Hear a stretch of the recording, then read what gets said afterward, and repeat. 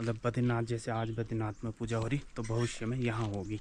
और आपको जैसे मैंने वो कहा था ना कि जोशीमठ में वो नरसिंह देवता का मंदिर है, तो वो मंदिर में ना एक उस नरसिंह देवता के मतलब जो एक हाथ है ना वो पूरी तरह से पतला हो चुका है। अगर वो एक दिन मतलब झड़ जाएगा मतलब गिर जाएगा तो उसके बाद से नर नारायण पर्वत बंद हो जाएंगे। मतलब बद्रीनाथ का रास्ता बंद हो जाएगा, नर नारायण पर्वत आपस में मिल जाएंगे, बद्रीनाथ के कपाट मतलब वो रास्ता बंद हो जाएगा पूरी तरह से। और फिर उसके बाद से यहाँ पर पूजा होगी भविष्य। 2021 को जो ग्लेशियर टूटा था ना ऊपर नंदा देवी से या कहीं से, तो वो जो बाढ़ आई थी ना वो सब इसी में आई थी तपोवन में, तो पूरी तरह से भर गया था ऊपर तक। तो वो सभी ने देखा था, आपने भी वो वीडियो देखी होगी कि किस तरह का अबलादी आया था पूरी तरह से।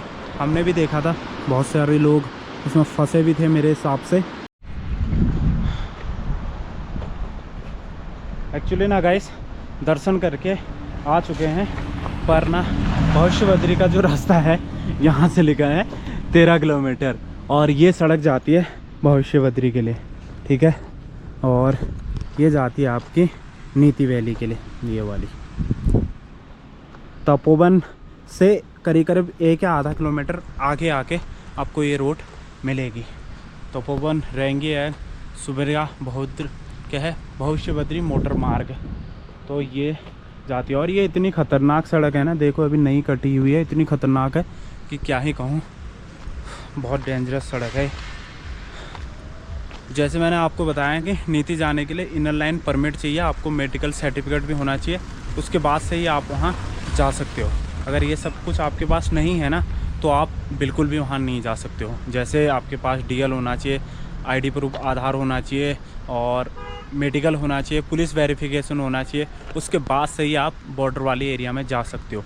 जैसे आदि कैलाश के लिए होता है सेम उसी तरह से है। पर ये रोड गई आपकी, मैंने जैसे आपको बताया कि ये रोड गई नेती वैली के लिए। ये रोड अभी ख़राब हुई है बहुत ज़्यादा, तो अभी ना किसी को परमिट नहीं मिल रहे हैं। परमिट करीब 1 महीने के बाद ही परमिट मिलेंगे, जैसे मैंने आपको बताया था। मेरे को तहसील से पता चला, मैं तहसील में पूछने के लिए गया था। तो अभी यहाँ से गाइस चलते हैं, आगे आपको मिलेंगे। क्योंकि तपोवन में 2 या 3 साल पहले एक कुआं आया था ना, बहुत ज़्यादा बाढ़ आई थी, लोगों को पता है नहीं है कि वो उस तरफ से आए थे। ये तो नाला बहुत छोटा है और उस तरफ से वो नदी आती है जो मल्लारी और नीति से आती है, धौली गंगा, तो वहाँ से आई थी। तो वो कहाँ पर हुआ था उसका वो मैं दिखाता हूँ आपको अभी।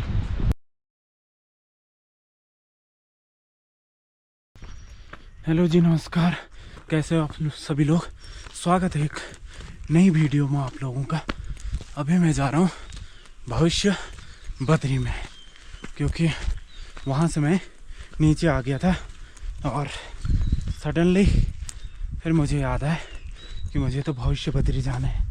वैसे मेरा आज नीति के लिए प्लान था, पर नीति हो नहीं पाया, क्योंकि नीति जो गांव है ना वहाँ पर इनर लाइन परमिट चाहिए, तो इसीलिए नहीं हो पाए।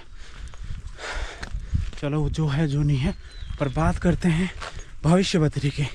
भविष्य बद्री जब बद्रीनाथ के रास्ते पूरी तरह से बंद हो जाएंगे, मतलब आने वाले भविष्य में, तो तब भविष्य बद्री में पूजा होगी।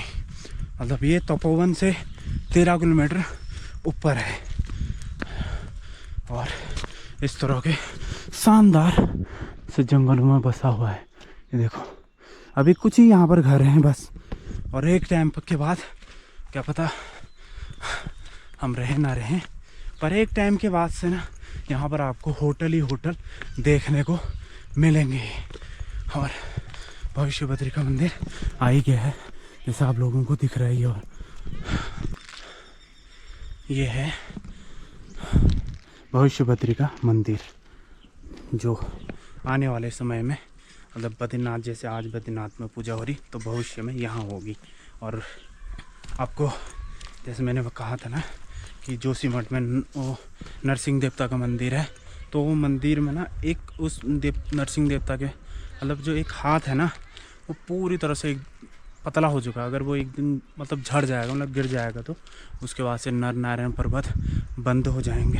मतलब बद्रीनाथ का रास्ता बंद हो जाएगा, नर नारायण पर्वत आपस में मिल जाएंगे, बद्रीनाथ के कपाट, मतलब वो रास्ता बंद हो जाएगा पूरी तरह से। और फिर उसके बाद से यहाँ पर पूजा होगी भविष्य बद्री में, जो ये है मंदिर। और फिर तो ये 12 मास खुले रहेंगे। मतलब आपको ऐसा ये नहीं है कि 6 महीने कपाट खुलेंगे या बंद होंगे, ऐसे नहीं, 12 मास खुले रहेंगे। ये जो मूर्ति है ये एक शिला में प्रकट हुई है नीचे से ऊपर को।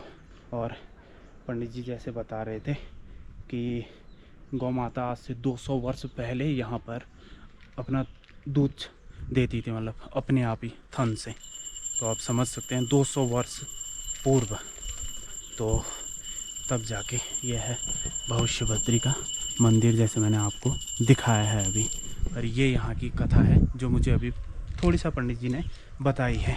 बाकी जो यहाँ के रास्ते हैं ना वो बहुत ज़्यादा डिफ़िकल्ट है, बहुत ख़तरनाक है। तपोवन से 13 किलोमीटर ऊपर है और कम से कम 200 मीटर नीचे रोड से यहाँ तक है। मतलब 200 मीटर यहाँ तक आपको आना पड़ेगा पैदल, वो भी। पर क्या पता फ्यूचर में यहाँ रोड बन जाए, तो उसका मैं नहीं कह सकता हूँ। पर अभी फ़िलहाल के लिए यहाँ पर रोड नहीं है, 200 मीटर नीचे रोड है। अब यहाँ से ना आगे को बढ़ते हैं। यह है पंच बद्री श्री भविष्य बद्री विशाल, ये है उनका मंदिर। और क्या फर्स्ट क्लास देवदारों के जंगलों के बीच में बसा हुआ मंदिर है। ऊंचे ऊंचे देवदारों के पेड़ हैं पूरे पहाड़ी में। ऊपर से पानी आ रहा है, कहीं से नदी बह रही है इसके नीचे। क्या मनमोहक दृश्य है यहाँ का, और बहुत ज़्यादा शानदार लग रहा है यहाँ पर।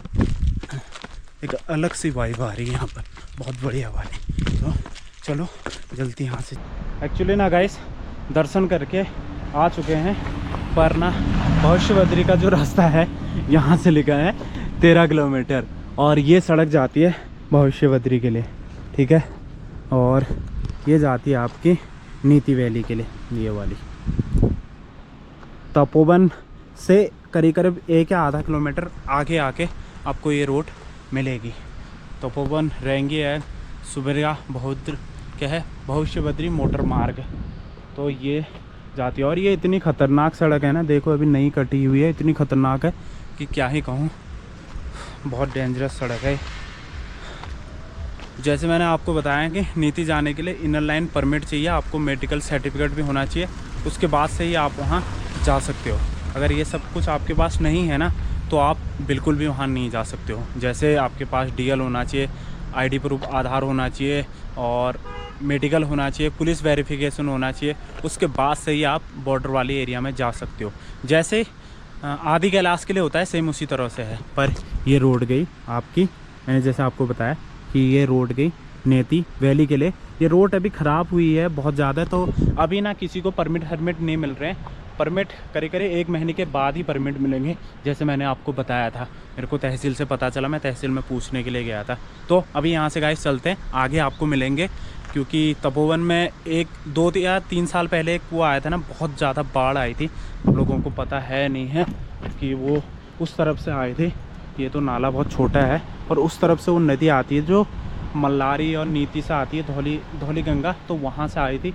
तो गाइस ना 8 फरवरी 2021 को जो ग्लेशियर टूटा था ना ऊपर नंदा देवी से या कहीं से, तो वो जो बाढ़ आई थी ना, वो सब इसी में आई थी तपोवन में। तो पूरी तरह से भर गया था ऊपर तक। तो वो सभी ने देखा था, आपने भी वो वीडियो देखी होगी कि किस तरह का अवलांच आया था पूरी तरह से। हमने भी देखा था, बहुत सारे लोग इसमें फंसे भी थे मेरे हिसाब से। तो पूरा ग्लेशियर देखो, अभी भी पानी ना वो ऊपर तक भर गया था। और ये जो मिट्टी है सब उसी का है, इतना खतरनाक आया था। अभी भैया बता रहे थे मेरे को, मैंने उनसे पूछा था तो वो बता रहे थे, तो इसीलिए मैंने कहा कि यार चलो आप लोगों को बता देता हूँ। पर मेरे को इतनी याद है कि तपोवन में ही उसका नुकसान हुआ था करके। ये पावर प्लांट के लिए था, किसके लिए है मुझे नहीं पता, पर पावर प्लांट के लिए बना रखा है ये, मतलब बिजली के लिए बना रखा होगा ये, तो तभी जाके। और चलो अब यहाँ